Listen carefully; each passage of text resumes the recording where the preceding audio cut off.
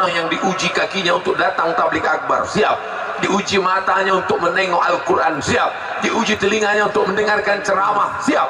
Tapi kalau sudah diuji duit untuk bersedekah, Pak Ustaz, memang jantungku tak normal lagi, Pak Ustaz. Kalau mendengarkan pengajian, jantungku normal. Kalau mendengarkan bacaan Quran, jantungku normal. Tapi kalau sudah kresek duit dekat, mulai dia berdegup, tak normal. Tadi normal aja dia. Begitu lewat kresek, isi duit. Penyakit yang paling mengerikan adalah penyakit bakhil, bin pelit, bin kikir, bin kedekut. Itu nasabnya itu. Pelit, bin bakhil, bin kikir, bin kedekut, bin neraka jahanam. Oleh sebab itu orang yang selamat dari penyakit bakhil, apa kata Allah? Wa may yuqa shuhha nafsihi, siapa yang selamat dari penyakit bakhil bin kikir, fa ulaika humul muflihun, mereka itulah orang-orang yang menang. Menang melawan Belanda, sudah. Menang melawan Jepang, sudah. Menang melawan hawa nafsu. Kenapa orang tidak bersedekah? Karena nanti malam dia mau beli makanan enak, makanan yang kau makan busuk. Kenapa orang tidak bersedekah? Karena ingin mau beli pakaian baru, pakaian yang kau pakai lapuk. Kenapa tidak bersedekah? Dia mau ingin bangun rumah yang besar, rumah yang kau bangun tinggal. Dulu yang mencari arsiteknya kamu, yang membeli tanahnya kamu, yang menunjuk kamarnya harus di sini, harus pakai kolam renang, harus pakai taman, harus pakai bunga-bunga yang cantik, harus pakai keramik, harus 2 lantai, harus cantik, harus indah. Tempat tidur sudah pindah, kursi tamu sudah pindah, lemari baju sudah pindah, orangnya belum pindah. Pas mau pindah datang malaikat maut, mati. Sejengkal pun rumahmu itu tidak mau kau diami, sejengkal pun tidak mau kau tempati. Engkau hanyalah setumpuk daging busuk yang akan menjadi santapan cacing tanah. Saya kalau mati cacing tak terlalu senang, pas ditengoknya sup tunjang katanya. Oleh sebab itu Bapak Ibu yang dimuliakan Allah Subhanahu wa taala, selagi hayat di kandung badan, selagi jantung masih berdetak, selagi nafas masih berhembus, ini kesempatan kita untuk beramal soleh. Iya kalau anaknya masuk ke daya, iya kalau anaknya soleh dan solehah, mati kita. Anak malam berdoa, Rabbil firli wali walidayya warhamhuma kama rabbayani shaghira. Tapi kalau anak tidak pernah dididik agama, insya Allah anak-anak di pesangan ini anak-anak yang soleh-solehah, insya Allah. Ini anakku yang pakai peci akan jadi kepala kantor Kementerian Agama, yang pakai baju kaos dinas olahraga. Mereka ini yang akan menjadi camat, akan jadi bupati, biren, akan menjadi kepala dinas, kepala kantor, akan menjadi kapolres, akan jadi dandim, akan jadi tentara. Mereka inilah yang akan menolong agama Allah. Amin. Kita ini tak lama lagi akan mati Bapak Ibu.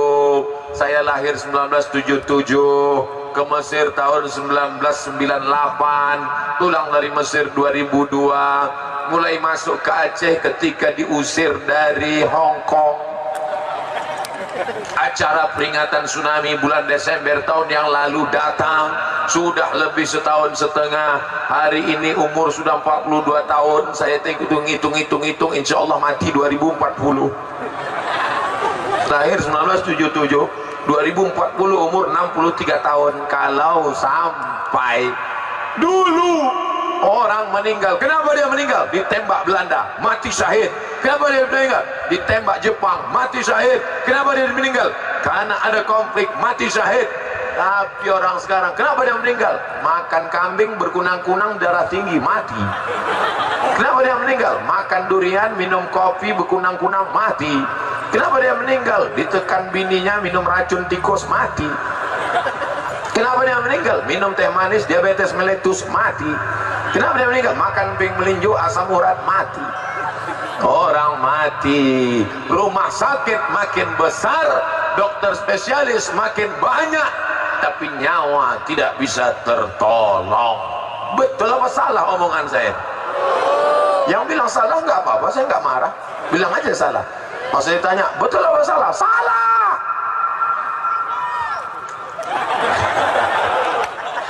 Masya Allah, ibu-ibu yang gagah berani akan melahirkan anak-anak pejuang sejati yang menolong agama Allah. Takbir. Semua laki-laki yang ada di pentas ini sesuai dengan nama yang saya lihat, Kemenak, PNBren, Ketua MPU, Bupati, Sekdakap, Kapolres, dan Dim 0111 Kajari, semua laki-laki ini lahir dari perut perempuan, betul? Tapi tidak ada perempuan yang lahir dari perut laki-laki. Kalau begitu siapa yang hebat, laki-laki apa perempuan? Tapi semua perempuan ini bisa punya anak karena ada laki-laki. Kalau gitu siapa yang hebat, laki-laki apa perempuan? Laki-laki yang hebat, perempuan yang hebat melahirkan anak-anak yang super hebat. Betul? Ini yang kita harapkan petang ini. Kita eratkan ukhuwah Islamiyah, kita jaga anak kita jangan sampai kena narkoba, kita jaga anak kita jangan sampai kena HIV AIDS, kita jaga anak kita jangan sampai kena sabu-sabu. Dulu orang dirusak dengan Belanda datang menembak dengan bom atom Hiroshima Nagasaki. Hari ini orang mati rusak, anak-anak muda kita rusak bukan karena bom atom, Bo. Anak kita rusak kenapa? Karena lem kambing. Kan kacau sekali itu sudah dunia ini. Oleh sebab itu kita selamatkan mereka. Di mana anak-anak ini kita selamatkan akhlaknya? Di masjid raya, masjid besar Pesangan. Di mana anak-anak ini kita selamatkan Al-Qur'annya? Di masjid raya, masjid besar Pesangan. Karena kalau masjid itu nanti kita bangun cantik pakai AC indah, reliefnya Masjid Aceh dikenal dengan kecantikan arsitekturnya, gabungan antara Eropa dan Arab Turki, cantik berkesan luar biasa. Datang tsunami menghantam, rumah roboh, tapi masjid masih tetap tegak berdiri sebagai saksi keagungan Allah. Maka ini yang kita pertahankan sampai kapan? Madamatis samawat wal ard, selama alam terkembang, langit masih menjadi atap, bumi masih menjadi lantai, maka di situ pula pahala mengalir ke makam kita. Kita akan mati menghadap Allah Subhanahu wa taala, tapi kubur kita tetap terang benderang. Kenapa kubur kita terang? Karena anak-anak mengaji di malam-malam gelap itu, mereka tetap baca Quran. Ibu-ibu yang melahirkan anak-anak berkata, kalau sudah jam 6 sore, nah sini mandi, cepat ke masjid, ngaji. Mama nggak ngaji, mama ada sinetron yang mau ditonton. Nggak bisa begitu, Bu. Ibunya harus ngantar anak. Ini banyak ini ibu-ibu ngantar anak ke musola pakai celana pendek, rambutnya dibuka, diembus angin. Di Aceh nggak ada itu. Ustaz cerita di mana? Sinetron. Di Aceh semuanya. Di Aceh jangankan ibu-ibu, jangankan emak-emak, pramugari pun pakai jilbab. Dari mana Ustaz tahu? Tadi di pesawat pakai jilbab, roknya pendek, kaos kakinya panjang. Oh, Ustaz nengok juga. Saya nggak nengok, cuma tertengok aja. Saya nunduk, pas saya mau turun, Ustaz, Astagfirullah Rabbal baraya, Astagfirullah minal khataya. Ustaz Somad ceramah, jamaah sekalian, jaga aurat anak gadis kita, jaga bajunya tetap panjang, jilbabnya tetap panjang. Takut orang sama ceramah? Enggak. Pulang dari pengajian dibukanya. Kok nggak takut sama Ustaz? Ustaz udah pulang. Lalu kenapa pramugari itu takut? Bukan karena ceramah. Takut kenapa? Karena peraturan daerah. Perda namanya. Di Aceh namanya bukan perda, namanya kanun. Yang buat kanun itu siapa? Dewan Perwakilan Rakyat. Yang milih dewan itu siapa? Rakyat. Milihnya kapan? 17 April hari Rabu pagi. Maka pilihlah orang yang peduli ajaran Islam, yang peduli daya, yang peduli jilbab, yang peduli hijab, yang peduli kanun, yang peduli syariat Islam. Apa kelebihan Aceh dengan daerah lain? Otonomi khusus penerapan syariat Islam. Itu yang membuat negeri ini akan tetap menjadi seperti yang dikatakan tadi, baldatun thayyibatun wa rabbun ghafur.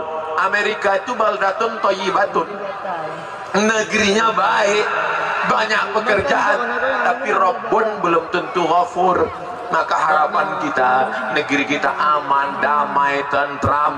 Makanya jangan sampai golput, jangan sampai golput, jangan sampai kena money politik, jangan sampai penyebaran hoax, jangan menebarkan ujaran kebencian. Pesan Bawaslu dan Panwaslu. Bapak Ibu yang dimuliakan Allah Subhanahu wa taala, kalau masyarakatnya ikut memilih, maka insya Allah orang yang sudah sholat, orang yang sudah ngaji, orang yang sudah pakai jilbab, orang yang sudah bangun masjid, orang yang peduli kepada masjid, pasti akan terpilih wakil rakyat sesuai dengan yang memilihnya. Betul? Tapi kalau yang milihnya sakau, maka yang dipilih juga error. Sesuailah dia. Makanya jangan sampai orang yang udah soleh-soleh, yang soleha-soleha, yang baik-baik ini tidak memilih. Makanya harus ada pun yang ngasih duit. Orang ngasih duit biarin aja, ambil duitnya, jangan coblos orangnya. Setuju? Assalamualaikum Ustaz Somad. Waalaikumsalam. Kami dari Pesangan Pak Ustaz. Ya ingat, saya kemarin tabligh akbar yang pertama di sana tuh, asar saya ingat. Ada apa ini? Ini ada yang ngasih 200.000 Pak Ustaz, ambil duitnya. Terus boleh bawa pulang? Enggak, serahkan ke Masjid Raya Pesangan untuk beli semen, untuk beli batu kerikil. Tapi ini duit haram nih Pak Ustaz, duit sogok. Itu duit umat, mengembalikan uang umat kepada umat. Ini duit umat nih, punya umat, balikkan kepada umat. Tapi saya umat juga Pak Ustaz. Mulai dia bermain. Kata Ustaz Somad kemarin, mengembalikan uang umat kepada umat. Akhirnya dia tanya, Ustaz, Assalamualaikum Tengku Fadil Rahmi. Iya, saya ini umat apa tidak? Oh, kamu umat. Dah balik ke sini aja lah. Ar-Rashi wal Murtashi, yang menyogok, yang menerima sogok. La'ana Rasulullah sallallahu alaihi wasallam, dilaknat Rasulullah sallallahu alaihi wasallam. Apa makna laknat? Ba'idun anir rahmah. Jangan mengambil uang sogok, money politik, money, duit politik, duit karena politik. Kalau tak ada politik, tak ada duit. Duit itu mengalir karena politik. 5 tahun sekali aja dia turunnya. Kalau tidak, dia tidak akan ada. Oleh sebab itu maka jangan sampai. Ustaz Somad dia kasih tahu dari rahmat. Padahal kita ini yang diinginkan, ingin mendapat rahmat. Makanya di Aceh, alal marhum al-fatihah warahmatullah. Assalamualaikum warahmatullah.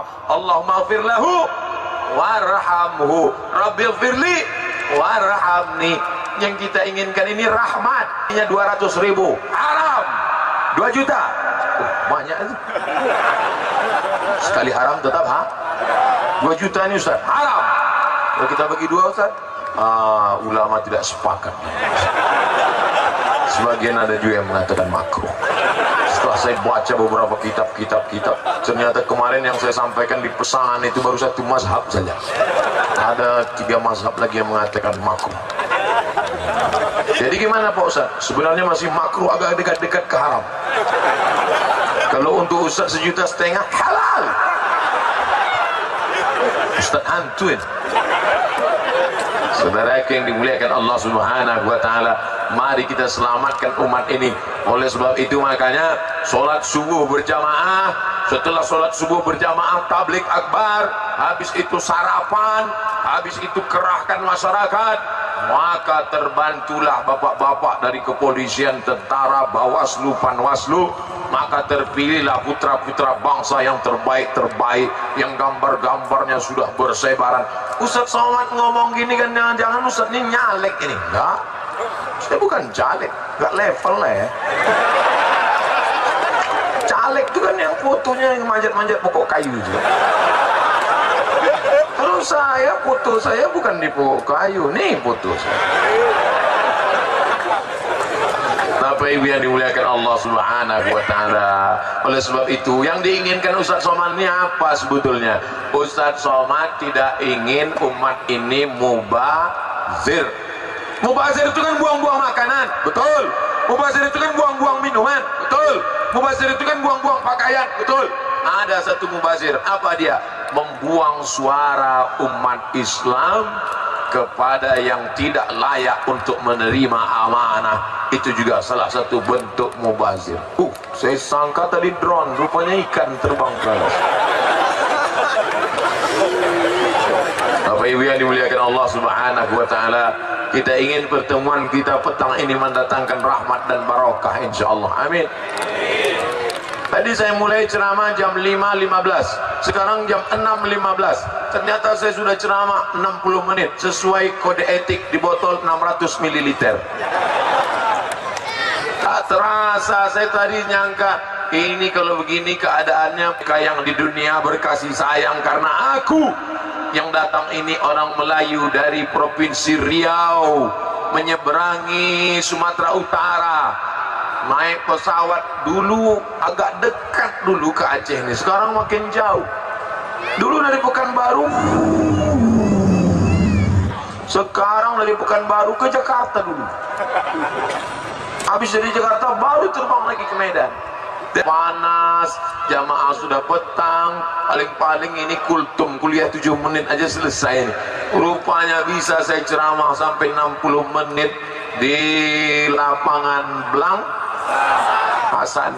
Maka mudah-mudahan pertemuan kita ini di dunia, di akhirat pula nanti kita dicari oleh Allah. Apa kata Allah? Di padang mahsyar nanti, di tanah lapang, di padang mahsyar, ainal mutahabbuna bijalali, mana dulu mereka di Medan baru ke Lok Semawi 3 kali naik pesawat.